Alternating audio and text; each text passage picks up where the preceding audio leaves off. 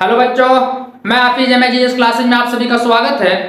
तो चलिए आज हम लोग देखते हैं कि बच्चे अच्छे से लिखने के बावजूद भी बोर्ड एग्जाम में उसका नंबर कम क्यों आ जाता है।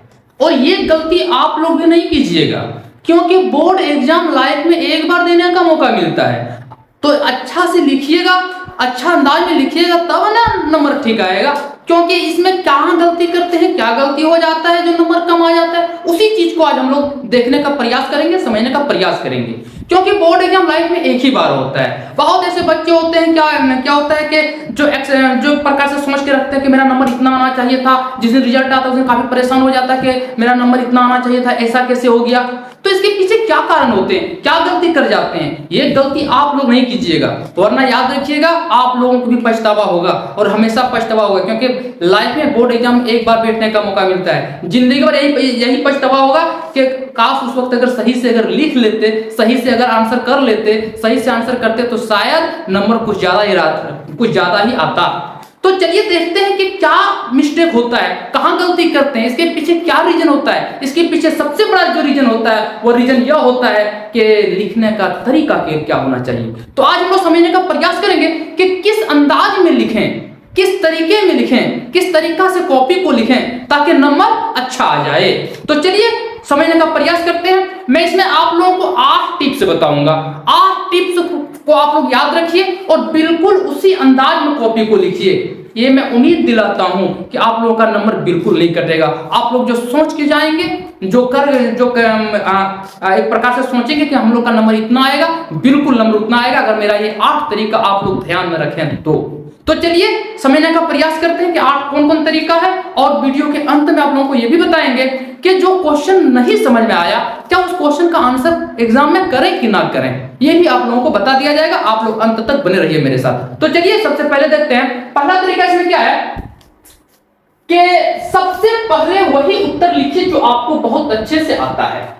यानी आप क्या करेंगे, जैसे आपको एग्जाम में पेपर में क्वेश्चन मिला, क्वेश्चन पेपर जैसे आप लोगों को मिलता है तो आप लोग उसको सबसे पहले क्या करेंगे, अच्छा से पहले पढ़िए। मान लो 10 क्वेश्चन पूछा है कि 15 कि 20, जितना भी क्वेश्चन पूछा है पूरा क्वेश्चन को पढ़िए और सबसे पहले देखिए उनमें से कौन सा क्वेश्चन आपको अच्छा से आता है, कौन सा आंसर आप सही से लिख सकते हैं, कौन सही से याद है। पहला काम ये कीजिए, पहला काम आपको यही करना। ऐसा नहीं कि शुरू से लिखना शुरू कीजिए, 1 से लेकर के 10 तक लिखते जाइए, जो आता हो ना आता हो, जो जानते हो वो भी ना जानते, ऐसा नहीं। बात सबसे पहले क्या कीजिए, जो मान लो 2 नंबर का है कि 3 नंबर का, 5 नंबर का, 7 नंबर का, मान लो आपको 7 नंबर का क्वेश्चन अच्छा से आता है तो सबसे पहले 7 नंबर का क्वेश्चन को ही लिखने का प्रयास कीजिए। पहला काम क्या करना है, अगर 7 का आता है तो 7 का ही लिखना शुरू करेंगे। दूसरा में क्या है कि शुरू के पेज को बिल्कुल साफ सुथरा रखें। अब शुरू का पेज यानी जिस पेज में पहले में जब आंसर लिखेंगे तो शुरू को पेज में काट कूट नहीं करना। बहुत बच्चे ऐसे काट देता है, फिर कुछ लिखा, फिर काट दिया, फिर कुछ लिखा, फिर काट दिया। ये बहुत बड़ा मिस्टेक होता है, इसको नहीं करना है। और काटने का और एक तरीका, ऐसे नहीं करना है। बस अगर कहीं गलती बाई चांस हो जाए तो सिर्फ आप उस पर एक कलम चला दीजिए, बस इतने कीजिए और छोड़ दीजिए। तो शुरू का पेज को क्या करना है, बिल्कुल साफ सुथरा रखना है। ये 2 टिप्स हो गए। तीसरा टिप्स क्या है कि जो भी प्रश्न आप सॉल्व कर रहे हैं, जो भी क्वेश्चन को आप पहले सॉल्व कर रहे हैं, उस क्वेश्चन का नंबर बिल्कुल ध्यान में देना है। मान लो अगर लिख रहे हैं, मान लो ये पहला पेज है, एग्जांपल में देखिए, ये मान लो ये पहला पेज है मेरा। एक पहला पेज में को क्या कि 7 नंबर का क्वेश्चन को अच्छा से आता है तो 7 नंबर का क्वेश्चन का ही पहले आंसर लिखेंगे। तो यहां पर सबसे पहले नंबरिंग कर दीजिए। अगर आप नंबरिंग नहीं करेंगे तो एग्जाम में यही सोच के कौन क्वेश्चन का आंसर है, कौन नंबर का है, तो नंबरिंग करना बिल्कुल नहीं भूलना है आप लोगों को। तो ये 3 टिप्स हो गए। ये चौथा टिप्स क्या है कि लॉन्ग आंसर को पॉइंट वाइज लिखिए। आपका जो बड़ा आंसर जो होगा, जो आंसर बड़ा बन रहा है, आप उसको पॉइंट वाइज लिखिए। पॉइंट वाइज लिखेंगे तो लिखने में भी सुविधा होगा। फिर 5वां टिप्स क्या है कि प्रॉपर हेडिंग का यूज करें। प्रॉपर हेडिंग का यूज क्या करना है कि एग्जाम में आपको दो कलर का एक प्रकार से पेन लेके जाइए। मान लो कोई पॉइंट लिखेंगे, उस पॉइंट को सबसे पहले एक अलग कलर से लिखिए, उसका परिभाषा दूसरा कलर से लिखिए। ये 2 काम कीजिएगा, ठीक है। तो उसी को है प्रॉपर हेडिंग का यूज करना है। फिर 6वां टिप्स क्या है कि जहां भी पॉसिबल हो एग्जांपल का यूज करना है।